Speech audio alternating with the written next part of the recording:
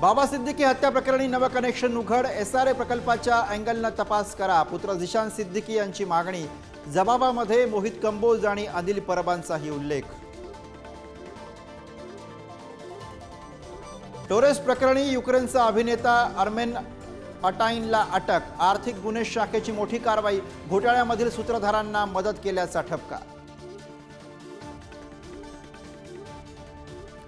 सैफ अली खान प्रकरणामध्ये अटक केलेला आरोपी शरीफुल हाच खरा हल्लेखोर। भरपूर पुरावे असल्याचा मुंबई पोलिसांचा ठाम दावा, तर आरोपीच्या फिंगरप्रिंटचा अहवाल अद्याप आला नसल्याची दिली माहिती। स्थानिक स्वराज्य संस्थांच्या निवडणुकांचा फैसला पुन्हा एकदा लांबणीवर। सुप्रीम कोर्टामध्ये 25 फेब्रुवारीला होणार पुढची सुनावणी। सिद्धिविनायक मंदिरामध्ये भक्तांकडून ड्रेस कोड लागू। भाविकांनी अंगभर कपडे घालण्याची अट। ड्रेस कोडचं उल्लंघन झाल्यास मंदिरामध्ये प्रवेश दिला जाणार नसल्याची माहिती। माझ्या राजीनाम्याबाबत मुख्यमंत्री आणि उपमुख्यमंत्री निर्णय घेतील। मंत्री धनंजय मुंडे यांचं वक्तव्य। तर मुख्यमंत्र्यांशी चर्चा केली, कोणालाही पाठीशी घालणार नाही। उपमुख्यमंत्री अजित पवारांकडून मुंडेंची पाठराखण। बीडमध्ये डेंजर अण्णा म्हणजे आकाचे आकाच। सुरेश धस यांचा धनंजय मुंडेंसह कराडवरती निशाणा। परळी पालिकेचे स्पेशल ऑडिट करावं, धसांची मागणी।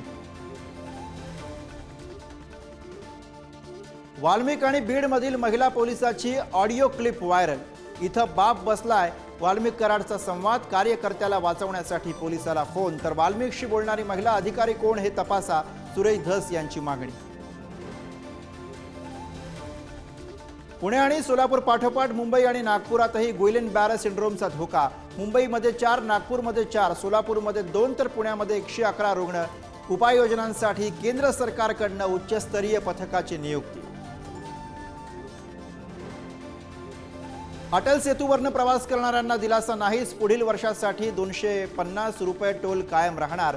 तर कोकणानं महायुतीला यश दिलं, मात्र परतफेड केली नाही। अनिल परबांचा सरकारवर निशाणा।